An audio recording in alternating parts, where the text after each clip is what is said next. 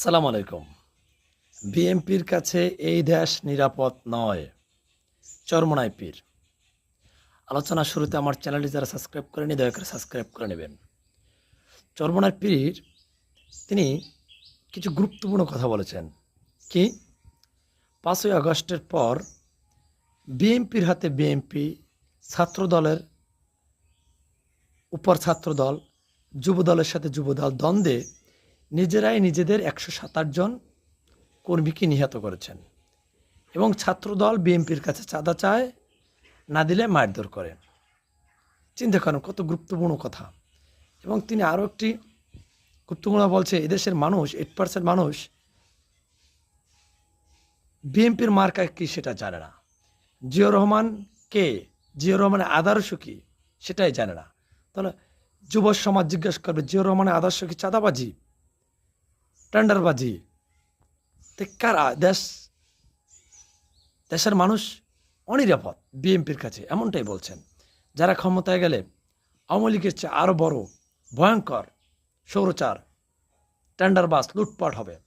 এই জন্য দেশের জনগণ বিএনপির কাছে নিরাপদ না, বিএনপিকে ভোট দিবে না। এখন আলোচনার শুরুতে আমি একটি কথা বলছিলাম যে 127 জন মানুষ মেরে ফেলেছে বিএনপির লোকজন, বিএনপি বা যুবদল, ছাত্রদল নিজের ভিতরে অন্তকন্দলে। ঠিক এখন আপনি দেশের ওয়ার্ডে, উপজেলায় যাবেন, এই যে বিভিন্ন কমিটি, টেন্ডারবাজি, দখলদারিত্ব নিয়ে বিএনপির ভিতরে শত্রু হয়ে দাঁড়িয়েছে, এটা কিন্তু বাস্তব। যার পরিপ্রেক্ষিতে দলের ভাবমূর্তি নষ্ট হচ্ছে, ইমেজ নষ্ট হচ্ছে এবং আওয়ামী লীগ ক্ষমতা যাওয়ার পরে যে বিএনপির প্রতি মানুষের যোগ আর ছিল, একটি ভোটের জোয়ার হয়েছিল, সেটা কিন্তু এখন কমে গেছে। কারণ মানুষ চিন্তা করে এরা ক্ষমতায় যাওয়ার আগেই এটা করতেছে, ক্ষমতায় যাওয়ার পর কি করবে।